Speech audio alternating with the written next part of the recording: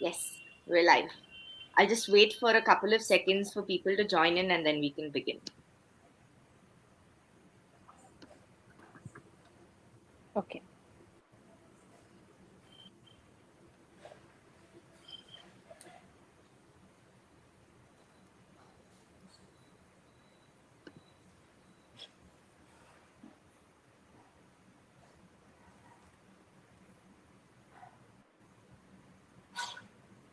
Hello, everyone. Welcome to a very special episode of Sapna Rise. I'm Natasha Doshi, and today we have some really dynamic people with us.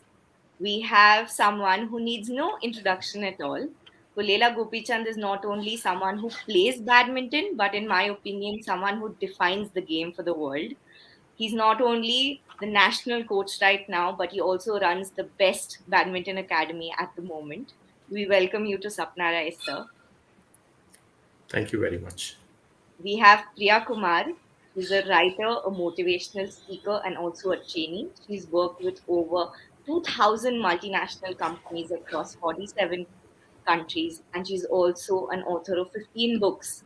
And I think my personal favorite bit comes here. She's the author of I Will Go With You, a book that was adopted into a very popular web series named The Final Call. Welcome to the show, Priya ma'am. Thank you. Thank you very much. And today we're here to talk about their book, Shuttler's Flick, Making Every Match Count. That's the book. Yes, please buy, and there's a discount. The discount code will be mentioned. And please post your review. I would love to hear from you. Absolutely. I think both of them are pretty active on their social media. You should definitely write to them about what you think of the book and please pick it up. How are the two of you feeling now that the book is out? Well, the book being out is the best time for an author. It's like when you're writing, especially Gopi sir's book, when I was writing, it was many layers of indulgence. One was Right, in his presence, listening to him, right, participating in his world as an observer because, I was not into his world. And then coming back and listening to it again in my world, and then trying to take my understanding to his way of thinking, to his viewpoint, and then bringing it back to my life. So I tell you, it was a great process as a writer for me to evolve as a person, to evolve as some into newer definitions of success, victory, way of life, failure, patience, growth, and so on. So that's why, I am very, very, I wouldn't use the word aggressive, but very passionate about people to read the book because I know what impact it has had on me over the past few years in writing it. And I just want to share it with people that where else will we get an opportunity, to decode the mind of a champion, and to imbibe it. I've just put it so simply. My entire, actually, it's his life journey and my growth journey through his life that is in the book. So it's the best time for me. So thank you right. also for calling me here. It's a pleasure, ma'am. It's a pleasure. And trust me, I've read the book personally, and not because I'm a part of this interview and the conversation today, but Gopi sir, you left me with goosebumps. The kind of dedication that you have, the kind of regime that you follow throughout your training career, and ma'am, the words that you've used to describe him. Uh, Genuinely, I think anybody who's reading the book will want to put it down after completing it and get going with their life. It's that inspiring. Yeah, thank you. Thank you for the kind words. For me, I think whatever has been written or whatever uh, Priya has spoken about is something which it's just my world, and Right. it's always been only one world for me. I don't know the outside world, and it seems so natural to me in some sense, um, to kind of think of everything outside as a distraction and focus on this. So I think for me, it's great the book has come now. For me, personally, I think when people say that it's motivational, I think it's great. It's also feels a bit of responsibility, because I think the words which have been used to describe me, or things which have been spoken about, I think I have to live up to them in some sense. So I think it's a kind of a responsibility as well. But for me, I think in the last few years, parents talking about sport, um, uh, players talking about sport, and more importantly, I think people have seen the the win. As a player, you see the win. As a coach, you see the big highs, the finals, the wins, the medals. But really, the amount of things which go behind the sport, the things which there's so much of failure which I have seen in my life as a player, as a coach. And I think today, when I look at it, I think those are very important moments. And always I wish somebody had told me about these things when I was younger, because it's okay to fail. It's not a problem to fail. It's everybody will fail. I think that element of failure, I think, for me to share was important, because I see more and more people aspiring, and you know that not all of them are going to win always, and it's never going to be that one person is ever going to win always. So I think failure is something which is uh, the most natural thing. It's going to happen sooner or later, like death is as much like failure is also. So I think it's important for us to figure out a way to deal with it, and I think some of those things have come out in the book, and Priya ma'am has written that phenomenally well. So I'm very happy about it. So a friend of mine who's been a well-wisher and a guide for very long, Seshidhar. So he was the one who actually pushed me into sharing these. Otherwise, it would have remained in my world. I'm so glad he did that, because the entire world is seeing you in a very different light. Because there's so much more than just holding a certain title or getting awards.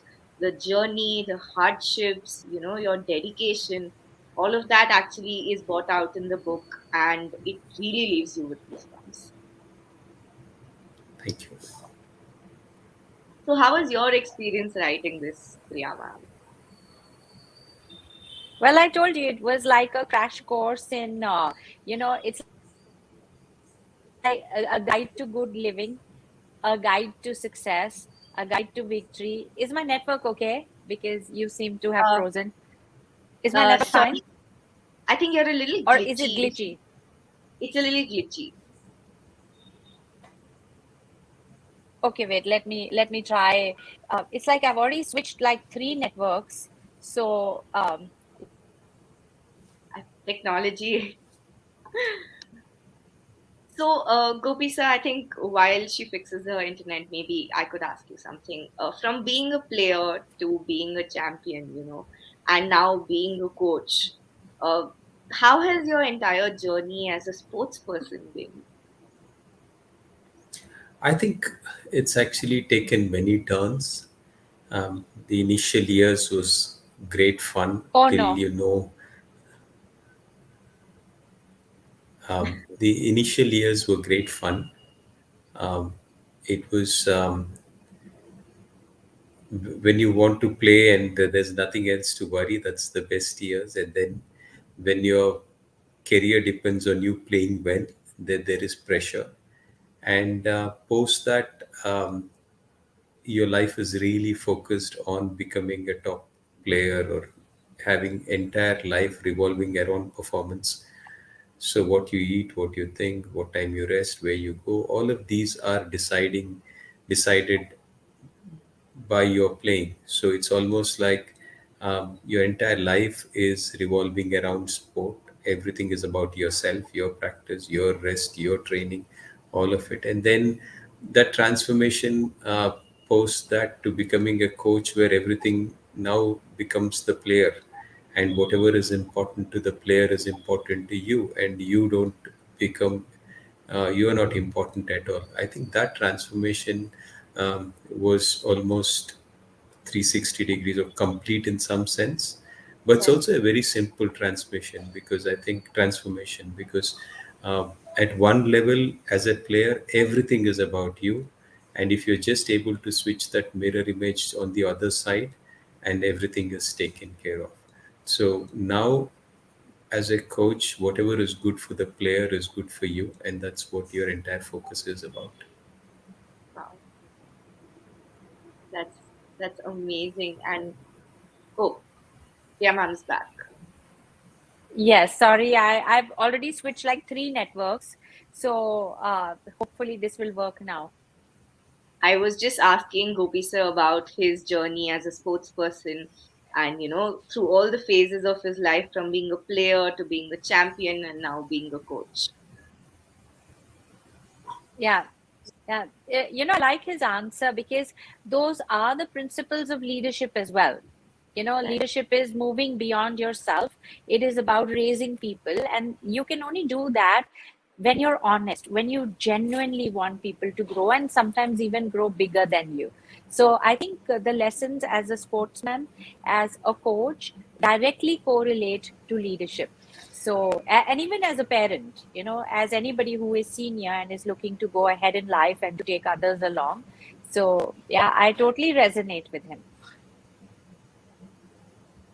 So, the narrative technique in the book is really, really interesting. That's something that, stood out for me personally because you write a little bit about Sir's journey from your perspective. Obviously, you pen it down. And then you have a little bit of a section where Gopi Sir writes about himself from his perspective. And then you have some takeaway for the readers. You have two bits, your Sir and your solitude, your truth. So, can you tell us a little bit about the technique and how you actually came about that? See, I'll tell you, generally, biographies are written in a very Wikipedia style, Right, starting from where you're born and what you eat and how you grew up and which school you went into, which I think can be a little tad boring and irrelevant. That, okay, I understand this was the journey unless it's critically important. And after I spoke with Gopi sir, I mean, he doesn't fit, you can't fit him anywhere. It's like there is no style that what can I use from the past. And if you look at the biographies that I've written, this is very, very unique. I've never written like this before. So right, I had to think how he thinks. I had to think about the audience. I had to think about a person who has never been into sport. How will this be inspiring for that person? I had to think from so many angles, and therefore it all came together. In fact, I wrote it, rewrote it. I even wrote it in first person, only in his voice, and I wrote in third person. So there are many versions of the book, and finally, this came in as a collection. So, right. and I'm very happy with it. I'm very, very happy with it. It's like it's like the best of all worlds. Absolutely. Uh, Ma'am, I think we can hear you very clearly, but your video is a little stuck. Okay, let me now do one last switch. Yes. Right. Okay. Uh, Hotspot. So, Ah, Gopi okay. sir, I think throughout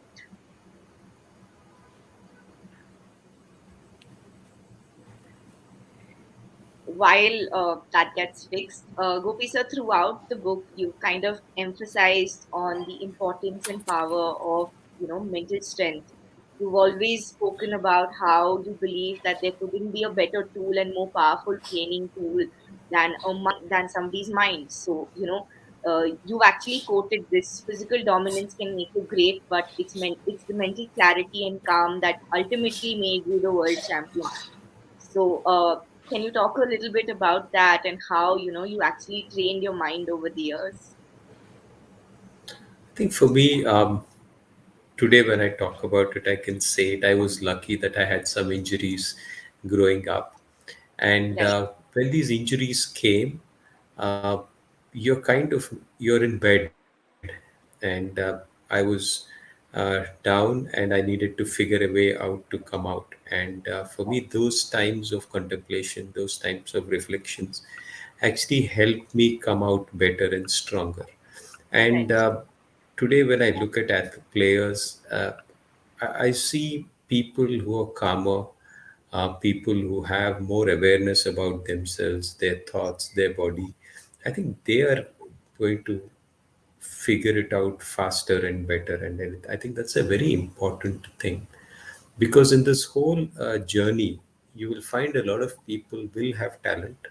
As a Right. player, I've seen many players, and I have no qualms in admitting that I wasn't the most talented of them. Um, I've seen much more talented players, and also in my coaching career, I've seen many players who are who have been much more talented than the players who made it to the top.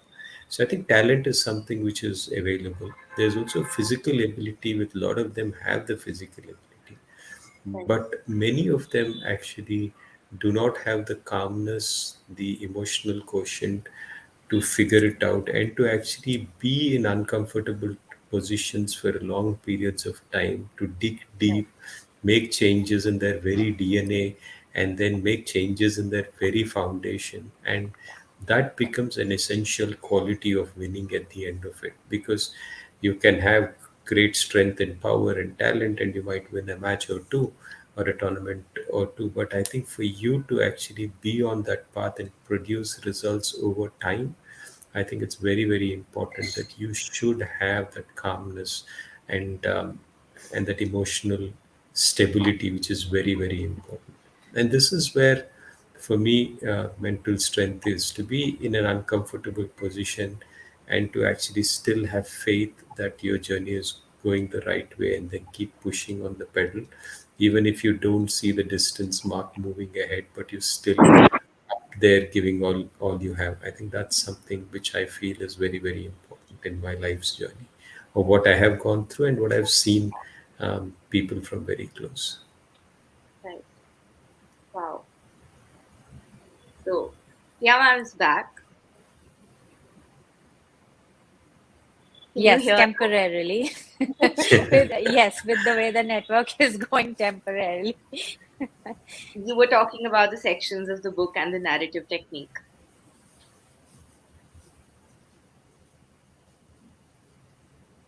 Yeah, so it really wasn't a technique per se, but it was a discovery. That where I felt what is best suited. How would I like to hear this story? What would make the best impact? And my true test, my litmus test, is my mother. So my mother is very critical of my work, which I really like. So I don't have to go outside even to ask that. My mom will tell me. So I remember I used to, when I was doing the scribe of the interviews, so my mom would go around and then she would say, can you increase the volume a little bit, because she also wanted to hear. So which is like my first test that she likes what she's hearing, which is very good. So I wanted it, the book, to be even relatable to her, that she's 75 years old, and if a book can inspire a 75-year-old, or even validate their journey, that yes, see, I Right. believe in this, see, this is how it works, or this is what I've been trying to tell you. So when she read the book, when she read this last final draft, I knew this is it, I knew this will work. So it was a discovery in trying to put the content and context together in a manner that would be a mix of Gopi sir's voice, where you can also get to hear him, because I had the privilege of hearing him. So I also gave the readers a chance to hear from him directly, the quotes that I have written from him. Wow. I think that comes out beautifully in the book because, as I said, it left me with goosebumps and everything that you kind of knitted everything together in such a beautiful way that it's the best of Gopi sir's life and it's also the best of something that all of us can learn along the way. Yes.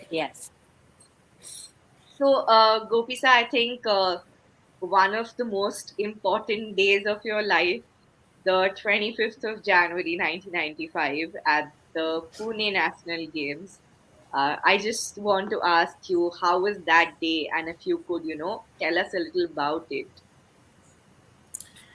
I think there were times when we never uh, knew so much. So I think for us, playing was everything. We were rugged, We were living in the hostels at the national games. Great fun. Young boys playing. Team was there. Then there's lots of athletes around. You go, you win your matches in the morning. Evening, and then you're in the finals of the men's singles in the evening, and then in the morning you go to play the semi-finals of the doubles. And you fall down, you collide with your partner, you fall down, and you just shaking your leg off, saying, I'm a beast. Nothing can happen to me," kinds. And you get up and you want to be the hero you are, and you get up and you try to play another point, um, not knowing what's going to happen, and then just the knee twist, and it's a bad feeling to have. And then you're on bed, and you still don't know, because there's no knowledge about what the knee holds. You've never seen something like this before, and you think it's going to end in the next 10 days, and suddenly the knee swells up, and it just takes another turn. And so for me, at that moment of time, it was pain, but it was pain which would go away very quickly because there was no knowledge about what was coming. So an ACL tear about, say, almost 28, 30 years ago, uh, is something which, for me, uh, at that point of time, we didn't know what it was, and nobody had come back from a surgery of that level. Nobody had come back even from simple knee surgeries, and so, and also we didn't know so much about careers and stuff, that we're really thinking. I was not too so smart to really analyze things. I was like, I fell down, I'll come back. Um, but I think things took a long time. But I think looking back, just that energy was there, the youth was there. There's like nothing can happen kind of attitude was there, and that really pushed. And luckily for me, my doctor, my parents, my people around, friends, I think all of them, whoever was throwing positive uh, reactions to it and helping me come back, I took it that way. Whoever was throwing bricks and sticks, I was actually helping them take them, and actually building my own house with that. So in some sense, it was a journey where I took whatever people threw at me, but yeah, I took it positively to move on rather than actually stay there. It's a very big moment in my life because it not only defined the player whom I am, but also it defined the coach who I am. Because I think those contemplations, reflections, um, uh, during that time, I think are very important in making me who I am. Right. Uh, I think to everyone who doesn't know, it's written in the book, but Sir's nickname as a child was Mr. Casualty because throughout his childhood, the kind of injuries he's had. But one thing, sir, that even I've realized, and of course, Priya ma'am's put it down so beautifully, you've never been afraid of falling, you've never been afraid of losing. And I think, as you said, that's what makes you who you are today because you're not afraid of it. I think it was a very important stage in my career because um, the choice was to back off and to play lesser badminton, the level, or to switch to doubles, or to make your game into a defensive style so that you don't jump so much and you don't train so hard, and you're kind of allowing yourself to say that a national level is okay for me. From there to actually go on court and say, if I fall, I fall, and I'll go back for another surgery. I don't care, but I'm going to play the sport on my terms. I think that was a big decision. It was a bit rash, uh, coming, because I have done some really stupid things or crazy things. When I think of them, I get very scared. So I think kind of uh, it was kind of madness to get back, but also get back on my terms, because I hated to play a game which wasn't me. I was aggressive on court. I used to jump. I needed to have that adrenaline pump, and I could not have played a defensive game. So I went out there playing that. Um, and it meant that I had to jump on my left knee and twist, and every time I landed, there would be a doubt. But so to figure that out, I would just go do that possible movement the most number of times to get it out of my head. So I think those were things I have done. Maybe overdid a few things, but I think that's what it is. I think the it's not what you do; it's the attitude which you do is what matters. And I think for me, th- those days are very very important, and I'm happy that I got through it to tell this story.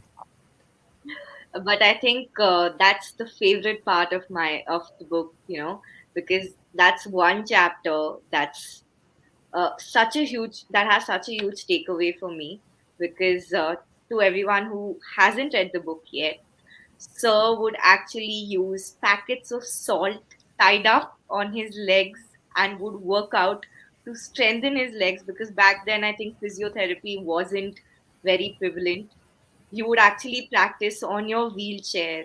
You would do so much sitting at home, even though you had an issue with your knee, but you would try and make the most of your upper body, or whenever possible try and strengthen that knee in however way you can, be it on a bus or on a train.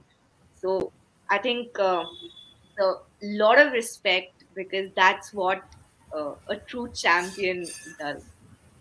It's not easy. I think it's been a great journey for me. Back then, things were very different because we lived in this house which was in old Rajendra Nagar in Delhi, where my dad was posted, and my surgery had happened in Segal Nursing Home, and the doctor was Ashok Rajgopal, and he would meet us every Friday, and he would meet us, and he was a lot of people around, so he would meet us and tell us 2 kgs, and he would walk off, and then the next month was 2.5. So Tata Salt was the packets which we used to have because, and then mom would be very very careful, and then two is not 2.1 or 1.9. It's always like two is 2 kgs, and then we would do that, and then the house had stairs which were like the Qutub Minar, I would say, because we had those really small stairs which had big steep steps. And for me to carry somebody like me who was tall and a bit heavier, to actually have two people to carry me for the first 2 to 3 months, I think was a big challenge. And so it's like only on Fridays, sometimes if the doctor was traveling or something, then I would come after 2 weeks. So what he said during one meeting had to last with me. So one time I remember he's saying every 2 hours you have to do this exercise. And I would get up with an alarm at 9 in the 9, 11, 1, 3, 5. And then I went after 2 weeks and I was like looking tired. And the doctor asked me, what happened? You have dark circles. I said, I couldn't sleep because all my sleep was disturbing. And he said, what happened? He said, you told me 2 hours. Every 2 hours you have to do it. So I would keep an alarm and do every 2 hours. So things like these were strange, crazy, but there was like it was a different time. We didn't have internet, we didn't have the mobile phones connectivity the way they are. So whatever was said was adhered to the T, and it's great. I had his contribution is huge because he had said you can come back and we'll do the surgery any number of times, but you're not going to uh, drop off or you're not going to leave it halfway done. So I think for me, I've had some great people support me all through my journey. That's really good to know. So, Priya ma'am, I think what was the toughest part of writing this book? I know of the good part, but I also want to know, how was it a little challenging for you? It's something very different than what you usually do.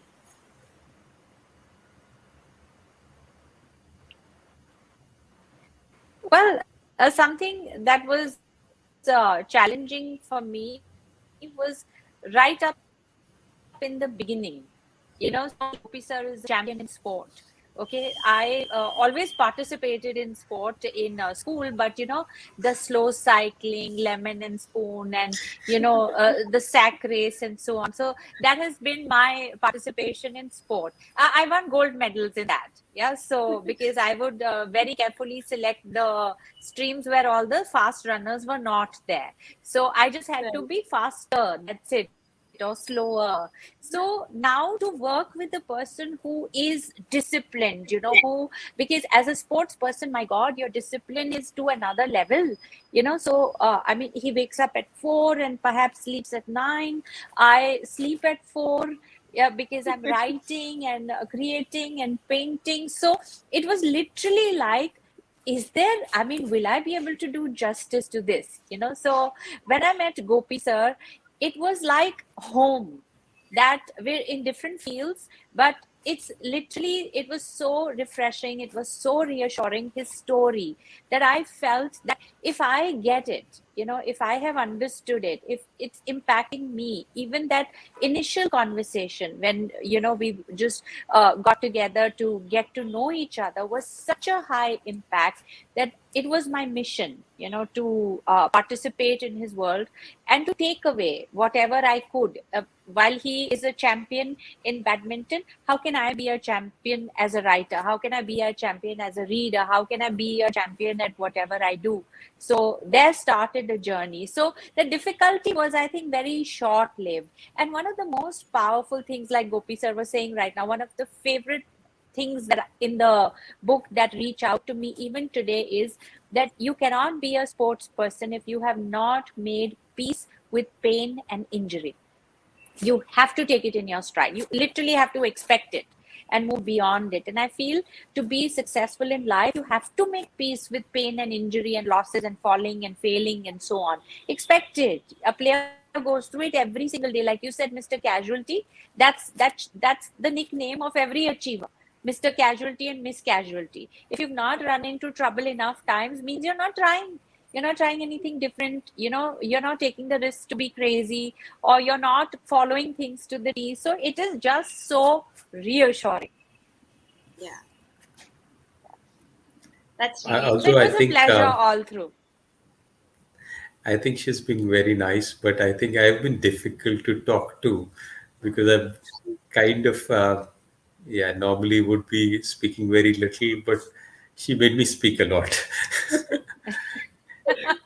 She's been a great No, listener, but I think for me it was like, oh, I have to talk again and I have to recollect because for me, for many years, I haven't spoken about my past in the sense I kind of see mere zamane mein kind of words would actually put people off. So I kind of would refrain from talking to students about it also for a very, very long time. Where at one time when I actually met them for dinner, and then I just spoke to them, the players, for a few minutes, and they said, and some of them recorded it, and they just Oh, kept playing it because it was kind of motivational for them. And then I said, maybe then I started talking about it in the first sense.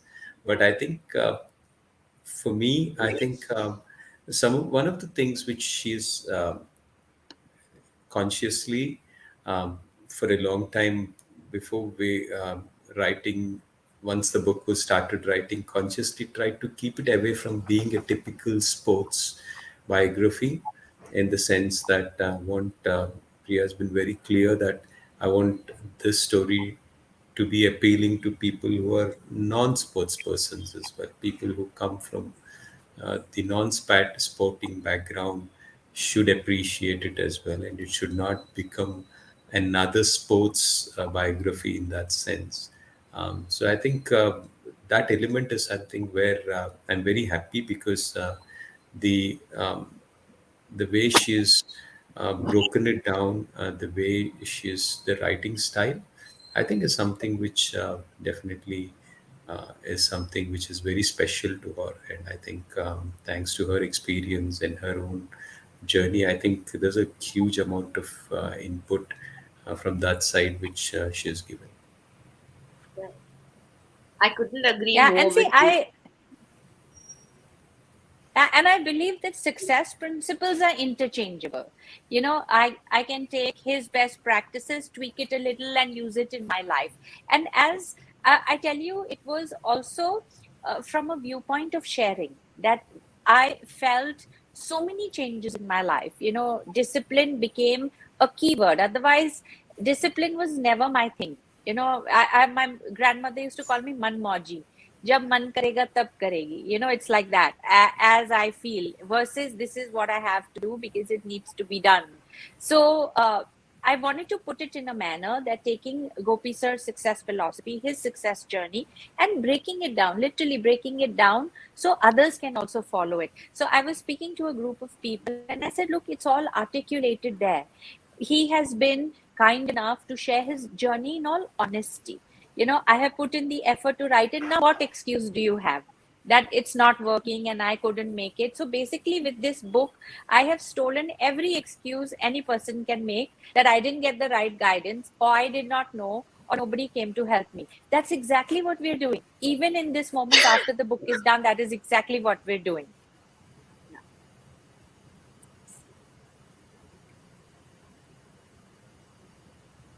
I think that takeaway has been so solid because, as I said, even I could relate to that. I'm someone who's not from the sports background, and it made me want to get up and actually start doing something with my life. So, whatever you've actually written resonates with somebody who's, in all forms of life and all walks of life at any age group. It makes sense to everybody. So, that's really great on your part. No, it's on his part. He's the source of it all. That's true. In fact, Gopi sir, the book kind of highlights so many aspects of your life and so many people actually who, contributed to making you who you are. In fact, your family. Your family actually never went to the theater for about 15 years. You've never watched a movie. Your mom used to walk to her office, and your dad would, cut down on any expense as much as possible, and of course with the support of your brother who used to train with you alongside. So if you can share something about how your family actually became your biggest support system in the entire journey, and how you actually came to happen to like badminton. For me, I think from the very beginning, the family support was huge. Um, and I think we couldn't have done it other ways because although it's not that we were poor in any sense, but father was working in a bank, three kids, there's just enough, and sport was expensive to pick 6 rupees for a shuttlecock, to have 5 rupees for a stringing, or the 60 or the 70 rupees for a racket to start off with, shoes, shorts. I think each one of them was expensive. And to actually have three kids at that point of time in the 80s, I think it was a struggle. So um, it's like funny because I was just living in my own world. I had no clue of what was happening outside. I actually had my first Hyderabadi biryani in 2002, which is like 20 years. So it's just like crazy because I didn't even know that unless you go to a party in terms of, say, maybe go to a marriage or something where a Muslim marriage or something you would have once or twice. But actually, I went to a restaurant in Hyderabad after a very, very long time, after almost 20 years of moving to Hyderabad. So it was almost that kind of things which were there, but it was never that I lacked or missed anything. It was, but I think the thought was that if we go to a restaurant and spend, say, 100 rupees, might as well buy us a kg of chicken or mutton, and then that serves the entire family rather. So that was the kind of mindset the parents had. They really support the sport. Then my brother went to IIT, so his education was taken care of, and then he went off to the US to do his masters and PhD. So whatever money was left was spent on me, and my sister couldn't really play badminton because we had a cycle and only two of us could go. So, so these were things. which are crazy, but these were real, and that was life then. And I think many of the kids who were with me also had the same issues. But it's glad we can tell this story in a positive light today. Because I think, sir, you made the best use of your resources and you never complained about them. You know, you always saw, you had that mindset right from the beginning of how to make the best use of what time you had and the resources you had rather than complaining about not having something. So, I think that was something which was very good. I didn't have time to think of those in the words which you have said it, but for me, in this entire journey, the amount of time I would have spent complaining and trying to figure out that, I might as well just put it to use and then figure out a way out, and that's what I've done. And I think it really worked. So in my entire career, consciously or unconsciously, I've never complained. And as like whatever was the decision, okay, done. Now this is what it is. Let me figure my way out around it, rather than go and complain and try to, uh, because then there is like an excuse. And I think that's what really helped. And that's where we've been able to figure out ways. And simple things back then were a big, very tough things. Like you would go from here to Delhi, 26, 27 hours from Hyderabad to Delhi on an AP Express, and then you would actually stay 2 3 days for visa appointments, and then you go to Bamanlori for ticketing, and then Chanikyapuri you collect your visa, and then tickets, and then government clearance. By the time you went to the tournament, I think that was the biggest achievement. I think you reaching there was the achievement. Forget about you actually planning to go and win there. So I think from that mindset to actually trying to win, I think it's been a journey which it's, of course, for me it's been great. But I think today, with Priya's effort, I think we've been able to share it. And I hope it's inspirational to people to read it and possibly less complain and get results done. absolutely, I couldn't agree more because this book is so inspiring that it could change. It has the potential to change somebody's life because once you switch your perspective and start looking at something in a very different light, things automatically begin to change. So, in fact, I would rather this is the book and this is something that you must go by. Trust me, I can say it's a life changing book because there's so much to learn from Gopi sir, and Priya ma'am has written it so beautifully. So go pick up your copy. We are also running a special discount on sapnaonline.com. We have the coupon code Gopichand25. You can avail a discount, and you could also pick up the copy in any Sapna Book House outlets near you.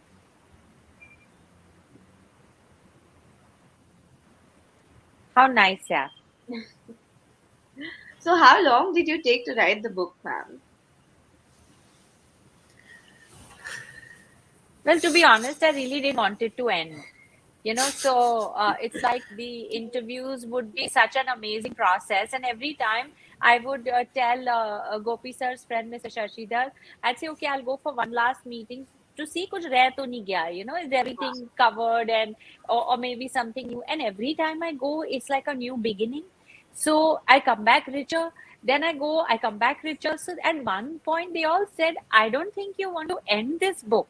It can go on forever, but he grows, he evolves, he understands. You never meet him back at the same level. He's moved. So finally I had to put an end to it. Even in the end, I said, can I go and meet him one more time? So the publishers said that we are putting the book in print, you can go and meet him, no problem. So the book went into print, and then I went and interviewed him, and it was like a journey all over again.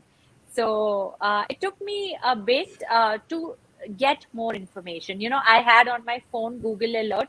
So every time there was news about Gopi sir, it would hit my phone. Then I would read more and I say, Ye kaise kiya? How did that happen? So I'd keep noting my questions. It was a never ending process. But that also speaks volumes that, he's never thought in a manner that, look, I've arrived, I've done this. This is it. It's never this is it for him, and you can never push your players to grow. You can never push your juniors to grow if you're not growing. And I Right. think people just grow because how much can you stretch your neck to look up to him? It's easier Right. just to climb up the ladder and try to be at his level. So well, yes, it took me, I think it was 3 years, the journey, but I thought it was less. But there will be another one. Don't worry. Absolutely. I can't wait for it. In fact, there's so much more to Sir than meets the eye. So, of course,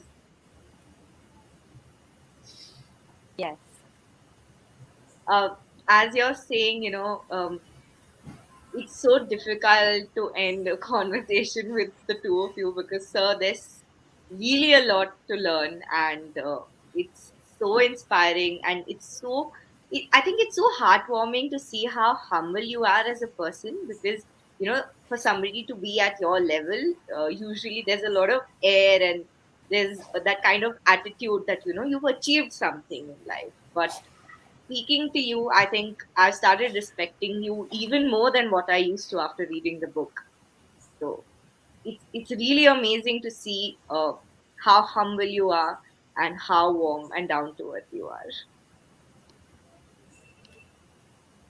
Thank you. I'll take up a couple of audience questions. So, in fact, we put up a story on our page and we asked people who walked into the store if they have something to ask the two of you. And we were flooded with so many questions.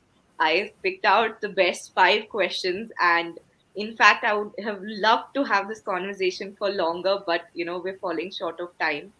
So I'll just quickly take up the audience question. So we have Sharanya who's asked us, how are your training days, sir? Can you talk about your coaches and how your entire journey went about? Um, it was initially when we were playing. Uh, the thought was that at some time, if we make it big, that we would live a life which is very comfortable because we all Right. thought that because all our lives, as from 11 years on, we've always got up at 4:30, studied, played, and there was never like a really holiday or a day off. So every day was really regimented in some sense. So we thought, growing up, um, that if we make it, then we'll get up at 8:30, have a nice cup of filter coffee and breakfast, and then go to work at 11 and work for 11 to 2 or something, and come back, have a nap, play golf in the evening. So it never obviously turned out that way. Right. When I started coaching, coaching was tough. In the initial years, we had some funds from the government. I employed a foreign coach, but Right. that funds dried out 10 months into the story, and then I had to find myself, and then I had to get on court. So my days of coaching started to become 8 o'clock, started becoming 7 and 6 and 5 till the time it reached 4 in the Okay. morning. So that continued for a very, very long time. And today, also, it's the same. Today, of course, things with badminton are a lot different from what they were earlier. Right. Today, our challenges are different. Our thinking needs to be different. But overall, for me, the life is at the academy. It starts at post-COVID. It's starting late. It's about 5:36 in the morning, depending on the sessions. Earlier, it used to be 4:15, but now it's about 5:30, and then we continue that till about 5:36 in the evening, Right. and come back, eat and sleep. So that's how these things are, and I just love routine. So the 2 years of COVID have actually not in any other way, have been the best 2 years of my life in terms of the amount of time I've got to spend with myself, and no travel has actually meant that it's been really good for me. But for sport, it's not. I can't say the same though. I'm sure, given that now things have started opening up, uh, we can start training again. Yeah, I'm now so happy that, see, for me, what has happened is a kid who's 17, going into the lockdown in 2020, comes out in the men's section, having lost his junior days. Somebody who's 13 is moved to under 17 straight away, and I think that's the cause of concern. The top players, of course, they've lost some money or they've lost some tournaments, but I think the younger kids have been impacted the most, and I think that's the biggest concern. It take a lot of effort and a lot of push for them to come back, but overall, I think I'm happy that things are getting back, and that's a positive sign. Right. The next question we have is from Rahul for Priya ma'am. Uh, like how you've described Gopichand sir's share of hardships and how he bounced back. Any advice for someone who's going through a tough time today? Well, see, tough times is not just today, it will continue to come. It's Hmm. not something that you deal with once in life. Once you're at this level, the next one will be here and the next one will be here. But I think how you cope with it, how you keep your focus, not on the injury, let's say, or not on the setback, but on the vision. Like for example, when Gopi sir was in his recovery time, there was a time when I was speaking to his wife and other people who were his friends, and they said it's there in the book. They said we would call him, because he was Yeah. on bed rest, or he was off for months. So they would call him to have a chat and maybe console him, everything will be okay. And the only answer that they would get from his mother is, he's busy, he's busy, he's busy. So at one point they're like, what is he busy with? He's on the bed, but he's studying. He's doing wall smashes. He's keeping the vision going and working toward it. There's still something you can do. If the court is locked, if you cannot walk to the court, if you cannot play the game, there is still something you can do to be in the game. Find that. Don't underestimate. And as you will read in the book, and Gopi sir says that very openly, that he owes that time, those setbacks, a lot of his success today. So then would you say it was a blessing in disguise? It's how you use it, how you overcome it, and what you do during that time, still continuing on the Continue. path, still continuing on the vision. I think that is very important. And that should Absolutely. be an attitude toward all challenges in life, now and later. I hope this answers your question, Rahul, because this was really motivating. The next question, and my personal favorite question, is by Saloni. So this is for Gopi sir. Gopi Chand, the player or the coach? Gopichand the player. I would be lying if I said no. But the next thing to Gopichand the player is Gopichand the coach. Right. Um, and I just wish we had picked a sport or a art form which I could continue competing with for much longer than a sporting career is, because sporting careers end very quickly. And I think that's the sad reality of sport. But I have really enjoyed my playing career. But having said that, I've also enjoyed my coaching career. But still, since you've asked it this or that, I would still go with the player. That's nice. Would love to see you play someday. Maybe if I get that chance, we would really love to come down and see you play. You should, you should. The next question is by Yansh to Priya ma'am. How's it knowing Gopi Chand sir on a personal level? Well, I don't think he has uh, levels when it comes to expression. It's him all the way. Right. It's and very few people carry that vibe of honesty. That you have to wonder, this is how he's professionally, how would he be personally? It's the same. It's an equal to sign. Because I feel a true player or true success is being yourself, and everything that you do, how you think, whether it's playing a sport, whether it's talking to somebody, whether it's helping somebody, it comes as an expression of that, and you can see a validation of it in all fields. So it's not that when he goes home he becomes a different person, and when he comes on court he becomes a different person. Yes, there is a different expression to it, but at the core he's the same. And I have watched him, like, there have been times, uh, uh, let's say I am around him, I'm observing his environment, I'm observing how people react to him, I'm observing what they do in his periphery, how the space is. It matches up to the person that he is. His presence commands through his own actions and his thoughts compliance. So everything in his environment is synced to him. It's just so amazing. And very rarely you see that about people. There are so many facets to them that you don't even know what is real. While it's great to be multi-talented and multifaceted, but there is a core to it, and that core is a constant, and that is what he represents. That's true. I think it's really rare, as I said, to meet someone as humble and as honest and dedicated as you are, sir.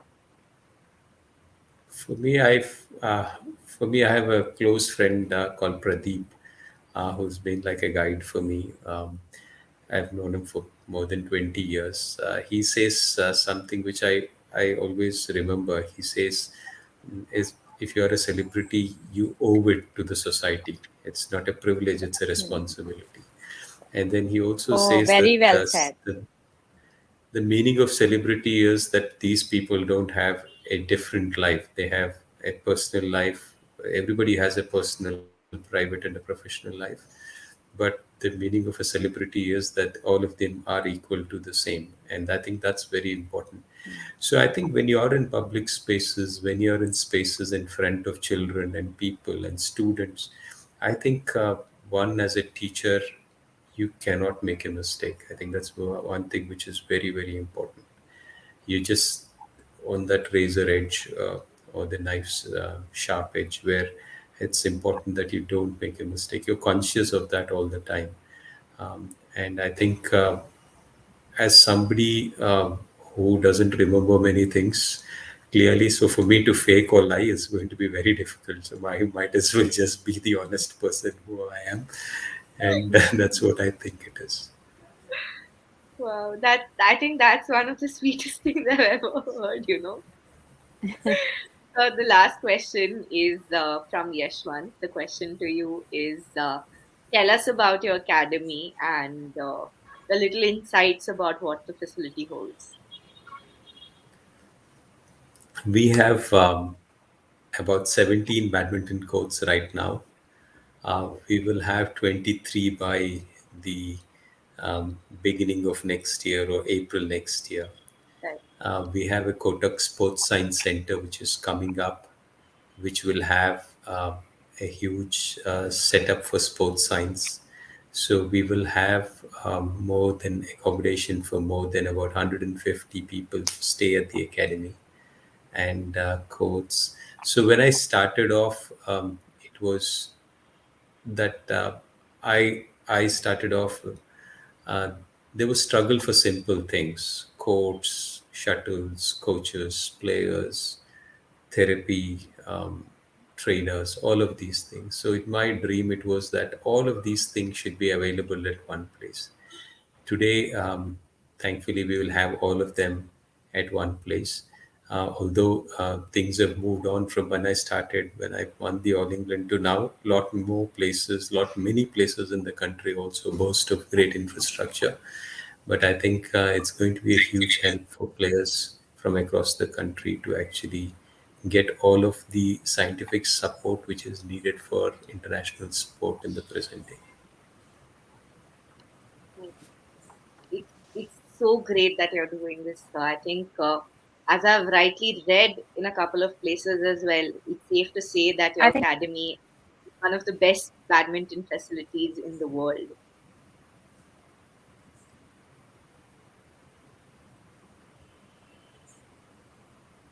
You were saying something. Yeah, Priya was saying something. No, I was just wondering if I'm still there. Yeah. No, you are. You So are. yes, the because the network is so bad. You Okay, know, I yes. think we should definitely do this in person sometime. If you happen to come to Bangalore, please do reach out to us. I'm sure there's so many people who would love to meet the two of you. And this is going to be so much better in person because, you don't have the technological barrier there. I'm sure. And I Think imagine we it'll be should. like you're frozen, Natasha. I can't hear you. Am I audible? Can I be seen? Yeah, Yeah, you're audible, but the screen is a little, yeah, you're back. You're back on screen. Uh, Unfortunately, due to the yeah, lack of time, it's been 1 hour. I mean, time's just flown like that. I have not realized I've spoken for an yeah, hour. really. Time's just gone by. It's been an absolute privilege to have the two of you No, to that's speak to amazing. So you. you can see why I didn't want the book to end. Absolutely. I don't want this conversation to end. And I really didn't want this book to end. You should write another one Yes, so we can yes, know more about Gopi sir. yes, yes. Thank you Thank you so so much. much. It was really nice Thank you. talking. Thank you. Thank you. Thank you. Thank you for Thank you gracing very, very us much. today. Thank you. Yeah. Please go buy the book. This is an amazing one, and I think the two of them really, really, really deserve this. You should go pick up a copy. It's a life changing book. Yeah.